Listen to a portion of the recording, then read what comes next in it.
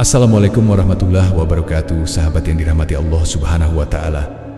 Di balik gemuruh sejarah para nabi, tersimpan sosok yang namanya jarang disebut, namun jasanya mengguncang dunia. Dialah Yusha bin Nun, pemuda pilihan yang dididik langsung oleh Nabi Musa, penjaga setia wahyu, dan lelaki yang kelak memimpin Bani Israel memasuki tanah suci yang dijanjikan.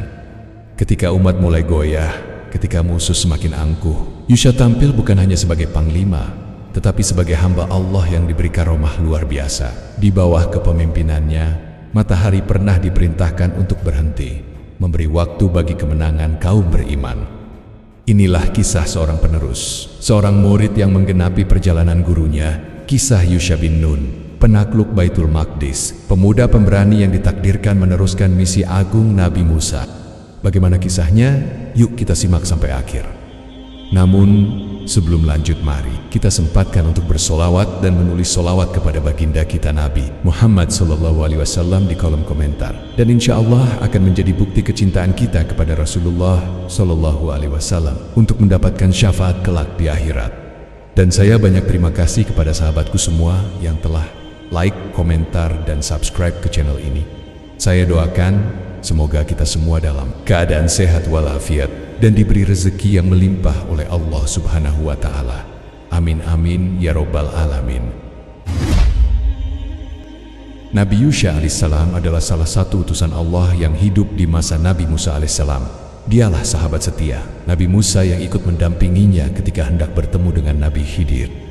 Imam At-Tabari menulis yang artinya, "Ingatlah wahai Muhammad, ketika Musa bin Imran berkata kepada muridnya pelayannya, yaitu Yusha bin Nun."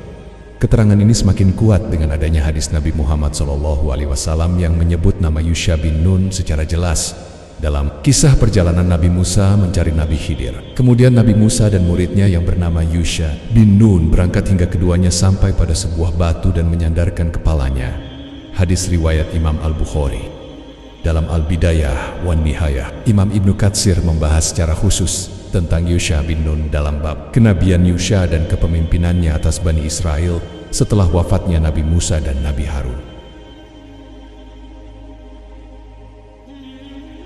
Kenabian Yusha, sebagian riwayat menyebutkan bahwa Yusha diangkat menjadi nabi pada masa akhir hidup Nabi Musa alaihissalam. Pendapat ini dikemukakan Imam At-Tabari dan mufasir lainnya berdasarkan riwayat dari Ibnu Ishaq.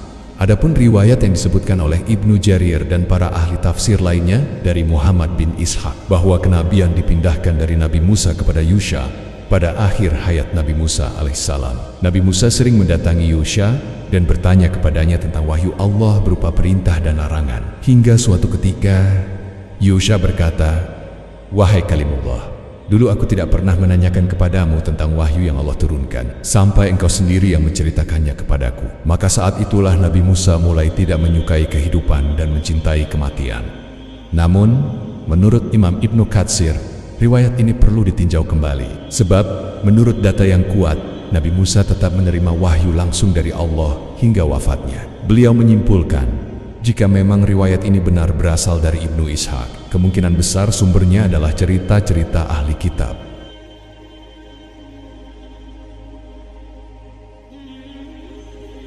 Salah satu bukti bahwa Nabi Musa tetap berhubungan langsung dengan Allah adalah riwayat syahih tentang pertemuannya dengan malaikat maut. Disebutkan bahwa Nabi Musa memukul mata malaikat maut, kemudian Allah memerintahkan malaikat itu kembali dengan pesan, "Jika Musa menghendaki hidup lebih lama, suruhlah ia meletakkan tangannya di atas punggung seekor sapi.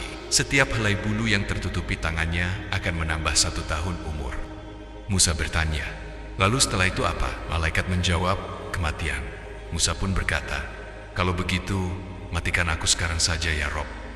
Riwayat ini menunjukkan bahwa Nabi Musa tetap menerima wahyu langsung dari Allah Subhanahu wa Ta'ala hingga akhir hayatnya.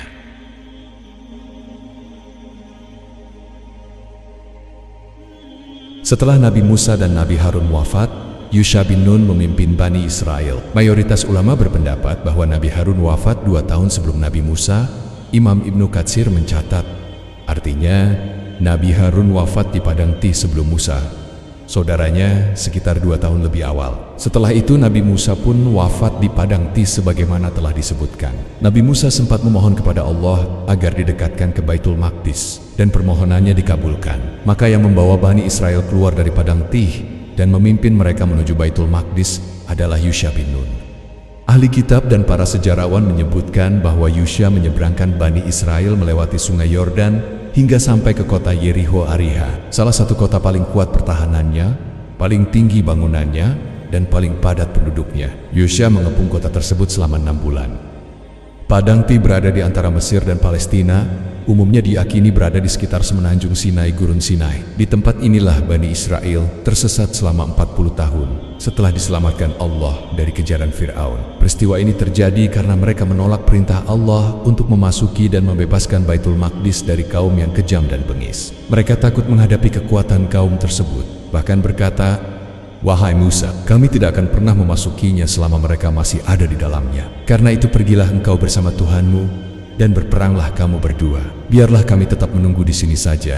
Al-Quran Surat Al-Maidah ayat 24. Mendengar itu, Nabi Musa berdoa agar dipisahkan dari kaum fasik tersebut. Allah pun berfirman, artinya jika demikian maka negeri itu terlarang bagi mereka selama 40 tahun. Selama itu mereka akan mengembara kebingungan di bumi. Maka janganlah engkau bersedih hati terhadap kaum fasik itu. Al-Quran Surat Al-Maidah ayat 26. Mereka benar-benar berputar-putar tanpa arah selama 40 tahun, hingga generasi penentang perintah Allah habis. Lalu digantikan generasi baru yang dipimpin oleh Nabi Yusha bin Nun.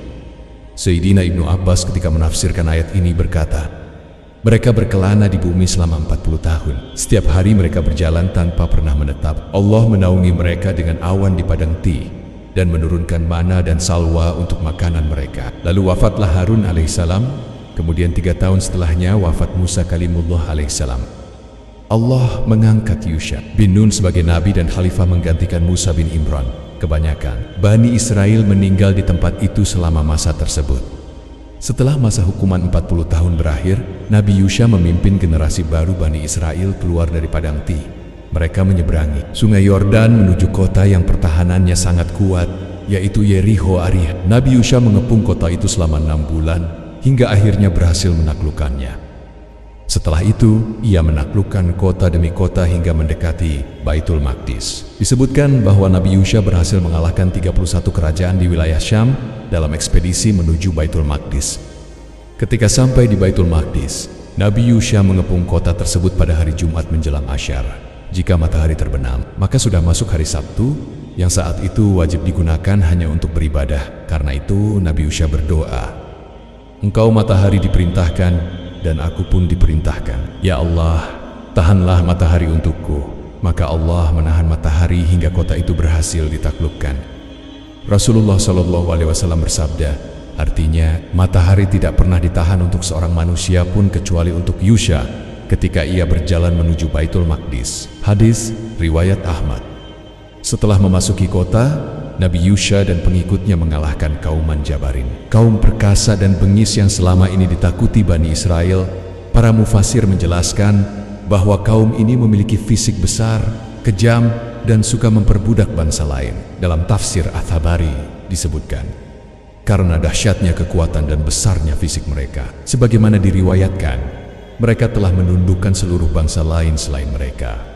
Allah memerintahkan Bani Israel memasuki kota itu dengan rendah hati dan penuh syukur. Seraya mengucapkan hithah, ampunilah dosa kami. Namun sebagian dari mereka mengganti ucapan itu dan berbuat zalim, sehingga mereka mendapat balasan dari Allah. Al-Quran Surat Al-Baqarah ayat 58-59. Setelah kaum zalim itu dibinasakan, Baitul Maqdis dibangun kembali oleh Nabi Yusha bersama orang-orang saleh dari Bani Israel. Ia memimpin dengan hukum Allah.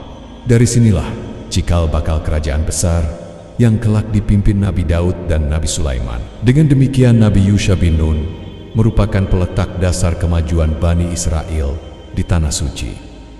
Menurut perkiraan Imam Ibnu Katsir, Nabi Yusha wafat pada usia 127 tahun, sekitar 27 tahun setelah wafatnya Nabi Musa. Kisah Nabi Yusha bin Nun dan Bani Israel di Padang Tih memberikan pelajaran berharga bahwa ketakutan dan ketidaktaatan hanya akan membawa kesesatan dan keterpurukan, sedangkan keberanian, kesabaran, dan kepatuhan kepada Allah akan membuka jalan menuju kemenangan. Mukjizat yang Allah berikan kepada Nabi Yusha menjadi bukti bahwa pertolongannya akan selalu menyertai hamba-hamba yang beriman dan teguh. Dari sini kita belajar bahwa setiap generasi hanya akan mencapai kejayaan bila mereka berpegang pada kebenaran, menegakkan syariat, dan tidak tunduk pada hawa nafsu serta ketakutan duniawi. Kisah Yusha bin Nun mengajarkan bahwa setiap generasi memiliki pahlawannya, bahwa estafet perjuangan selalu diteruskan oleh jiwa-jiwa yang bersih dan kukuh menjaga amanah. Semoga kita mampu mengambil pelajaran dari keberanian dan keimanan beliau, serta menjadi bagian dari mereka yang meneruskan cahaya kebenaran dengan keteguhan, kesabaran, dan keyakinan kepada Allah yang Maha Perkasa. Mudah-mudahan video singkat ini bermanfaat. Wallahu a'lam bishawab. Assalamualaikum warahmatullahi wabarakatuh.